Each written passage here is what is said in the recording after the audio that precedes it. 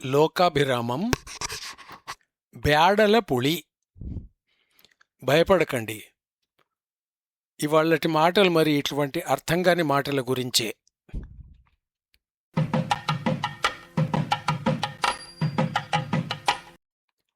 నేను పాలమూరు వాడిని, అంటే మహబూబ్ నగర్ వాడినని అర్థం. మాకు కర్ణాటకలోని రాయచూరు దగ్గర. జిల్లా అంచులలోని మక్తల్, నారాయణపేట ప్రాంతాల్లో మాట్లాడే తెలుగు చిత్రంగా ఉంటుంది. కన్నడము కలయికతో అది వింతగా తోస్తుంది. పప్పును బేడలు అనడం మాకు అలవాటు. మా ఇంట్లో బేడలు పులి అని ఒక వంటకం ఉంటుంది. అందులోని బేడలు అంటే కన్నడ బేళే అనగా పప్పు. ఇక పులికి చారల కూరల పులికి సంబంధం లేదు. పచ్చి తెలుగులో చెప్పాలంటే అది చింతపండు పులుసు. కన్నడలో అది హుళి. తెలుగులో పా వాడే చోట్ల కన్నడంలో హకారం వస్తుంది. హాలు అంటే పాలు, హాడు అంటే పాట, హావు అంటే పాము. కనుక అది బేళహుళి కన్నడం గాక పుళి అయింది. తమిళంలో పుளிయమరం అంటే చింత చెట్టు, పులి అంటే పులుపు. ఇంతకు మా వంటకాన్ని పప్పు పులుసు అనవలే. అట్లా అంటే మా వాళ్లకు కోపం వస్తుంది. చాలా మాటలకు తమిళంగాని తమిళం వాడాలి, లేకుంటే సాంప్రదాయం పాడైంది అంటారు. మా ఇండ్లలో పచ్చిపులి కూడా ఉంటుంది. మా ఇండ్లలో పెట్టే దేవుని దీపం పేరు పెరుమాండ్ల తిరువళ్కే. పెరుమాళ్ అంటే దేవుడు, తిరువిళక్కు అంటే పవిత్ర శ్రీ దీపము. అది తిరువళ్కే అయ్యింది. ఇక్కడ నాకు సంబంధం లేని ఒక సంగతి చెప్పాలనిపిస్తున్నది. రాజ్యాలు పోయినా పూసలు పోలేదు అని ఒక మాట ఉన్నది. శ్రీకృష్ణదేవరాయల బొమ్మను అందరూ చూచి ఉంటారు. పుస్తకాలలో ఆయన పొట్టివాడని, స్ఫోటకం మచ్చలు గలవాడని రాసి ఉంది. బొమ్మల్లో విగ్రహాల్లో మాత్రం ఆయనను ఆజానుబాహుగా చూపిస్తారు. అది వేరే సంగతి. అట్లా పక్కన పెడదాం. ఆయనకు కిరీటము కాని కిరీటము ఒకటి ఉంటుంది. అది పౌరాణికం సినిమా తరహా బంగారం కిరీటం కాదు. పట్టుబట్టతో తలపాగా చుట్టి ముందు బాసికం వంటి అలంకరణ బిగించి ఉంటుంది. అందంగా ఉంటుంది. అయినా అది కూడా మనకు ఇక్కడ చర్చనీయాంశము కాదు.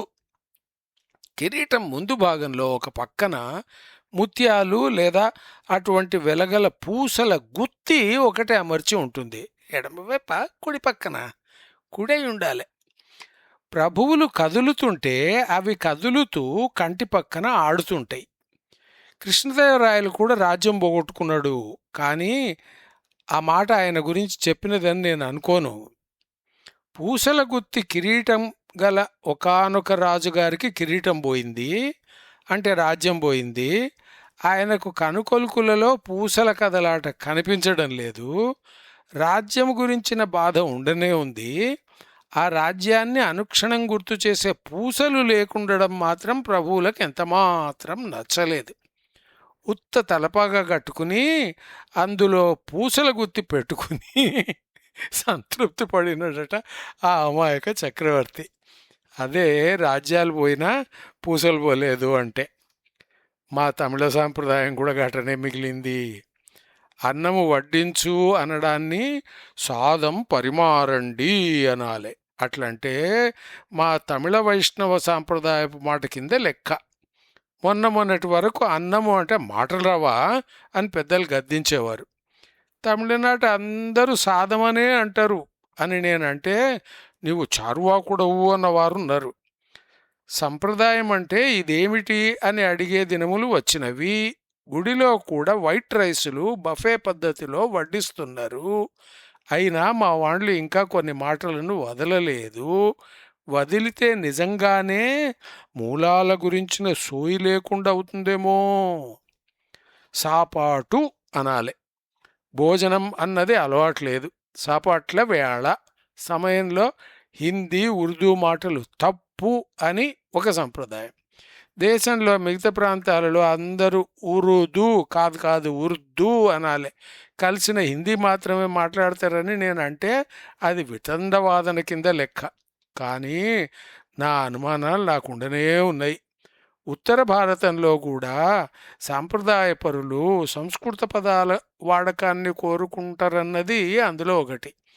జల్దీ అంటే ఉర్దూ, త్వరగా తొందరగా అని అర్థం. కానీ ఉత్తరప్రదేశ్ బాండ్ శుద్ధ హిందీ వారు తురంత్ శీఘ్ర అనే మాటలు వాడుకుంటారు. ఈ కల్తీ సమస్య అక్కడ కూడా ఉంది అని నా అనుమానం. హైదరాబాద్ స్టేట్లో ఉర్దూ ప్రభావం బాగా ఎక్కువ. విస్తరి ఫరోక్తుగా ఉండంగా చట్నీ కినారాలో వడ్డించిన సబబేమీ అన్నడట ఒక మొగుడు పెండ్లామును నిలదీస్తూ. ఆకు ఖాళీ కర్మ, ఈ ఖాళీ అనేది ఉర్దూ మాట. ఆకు ఖాళీగా ఉంటే పచ్చడి తొక్కు అంచున వేయడానికి కారణమేమి అని భావం. ఆమె ఏం సంజాయిషి కర్మన్నారా? ఈ సంజాయిషి అనేది కూడా ఉర్దూ మాటనే. ఇచ్చుకున్నదో తెలియదు అంటే తప్పు, తెలియదు అనాలే. కర్మ కర్మ కర్మ వేరు, కర్మ వేరు, కర్మ కర్మ. హైదరాబాదులో ఒక పక్క జిల్లాలలో కన్నడము మాట్లాడే వాళ్ళు చాలామంది ఉన్నారు. మేము పాలమూరులో ఒకానొక గుడి పక్కన ఉన్న గదులలో కిరాయికి ఉన్నాము. కిరాయి అన్నది ఉర్దూ మాట. బాడుగకు అద్దెకు అనే మాటలు మా ప్రాంతంలో ఎవరికి అర్థం కావు. ఆ గుడిలో ఆంజనేయులు శివుడు ఇద్దరు ఉంటారు, ఒకచోట కాదు, పక్క పక్కన ఇద్దరు వేరువేరుగా ఉంటారు. మధ్వులకు లేక మధ్వలకు భీముడు ఆంజనేయ స్వామి ఆరాధ్య దైవములు. ఆ గుడిలో పూజారులు ముందు నరసింహభట్టు, ఆ తర్వాత నారాయణ భట్టు. వాళ్ళిద్దరు కన్నడిగులు, అంటే కన్నడ మాట్లాడేవారు, అంటే కన్నడ ప్రాంతం వారు. కనుకనే ఈ రకము సహజీవనము కారణముగానే మాకు కొంత కన్నడం అర్థమవుతుంది. నారాయణ భట్టు గారిని చుట్టుపక్కల ఇండ్ల వాళ్ళు తమ ఇండ్లలో పూజలు వ్రతాలు చేయించేందుకు పిలిచేవారు. ఆయన గారి తెలుగు అన్యాయంగా ఉండేదంటే అన్యాయం కాదు. నారాయణ భట్టు పూజలో భాగంగా సత్యనారాయణ కథ చెప్పే తీరు విని తీరవలసిందే. ఈ రకం ప్రభావాల కారణంగానే నేను భాషల పట్ల ఆసక్తి కలవాడినిగా అయినట్లున్నా. ఆయా భాషలు విని నేర్చుకునేందుకు అన్నిటికన్నా మంచి మార్గం రేడియో. కన్నడ వార్తలు, ఉపన్యాసాలు అనే ప్రసంగాలు వింటే శుద్ధమైన భాష గురించి తెలుస్తుంది. నాటకము, సినిమాలతో ప్రజల భాష తెలుస్తుంది. మొత్తానికి భాషతో పరిచయం పెరుగుతుంది. హైదరాబాద్ వచ్చిన తరువాత బసంత్ టాకీస్లో కన్నడ సినిమాలు చాలానే చూసినట్టు జ్ఞాపకం ఉంది. గిరీష్ కార్నాడ్, గిరీష్ కాసరవల్లి, లంకేష్ మొదలైన వారి సినిమాలు చాలా శ్రద్ధగా చూచిన. కార్నాడ్ సినిమాల గురించి గంటల పాటు చర్చలు జరిపిన గుర్తు కూడా ఉన్నది. ఝలక్. యూనివర్సిటీ దినాలలో గుర్రాజరావు అని ఒక మిత్రుడు ఉండేవాడు. అతను పాలమూరు మండలానికి చెందినవాడేనని అనుకుంటున్నా. జెనెటిక్స్లో ఎంఎస్సీ చదివినాడు. పరిశోధన వదిలేసి విదేశాంగ శాఖలో పెద్ద ఉద్యోగాలు చేసినట్టు అతని గురించి విన్నాను. గురురాజరావు అన్న పేరుతోనే అతను కన్నడిగుడని తెలిసిపోతుంది. నాకు కన్నడం వచ్చునని గురురాజుకు నా మీద కావలసినంత అభిమానం, కన్నడము మీద అంతకన్నా అభిమానం. అతను వచ్చి మామూలుగా నన్ను కన్నడంలో ఏదో ప్రశ్న అడుగుతాడు. నేను అంతే మామూలుగా అంతే వేగంగా తెలుగులో జవాబు అంటే ఉర్దూ మాట అనే సమాధానం చెబుతా. గురు తిరిగి కన్నడంలో మాట్లాడతాడు, నేను తెలుగులో మాట్లాడతా. మమ్మల్ని గమనించిన ఒక మిత్రుడు, మీరిద్దరు కన్నడములో లేదా తెలుగులో మాట్లాడవచ్చు కదా, ఈ రెండు భాషల సంభాషణ ఏమి అని అడిగినాడు. గురు అంటే గురురాజరావుకు తెలుగు కూడా బాగా వచ్చును, నాకు మాత్రం కన్నడ వ్యాకరణంను తొక్కి ముక్కలు చేస్తానేమోనని అనుమానం. అందుకనే కన్నడంలో మాట్లాడను. మొన్ననొక వదిన గారితో కన్నడము మాట్లాడవలసిన అవసరం వచ్చిండే. ఆమెకు కన్నడం తప్ప మరొక భాష రాదు. అప్పుడు నాకు ఎంతగా ఆ భాషను మర్చిపోయినానన్న సంగతి అర్థమైంది. చుట్టుపక్కల కన్నడ వారు ఎవరూ లేరు. ఈ మధ్యన కన్నడ దేశానికి తిరిగింది కూడా తక్కువే. అది అట్లుండగా తమిళ ప్రభావం మరీ ఎక్కువైంది.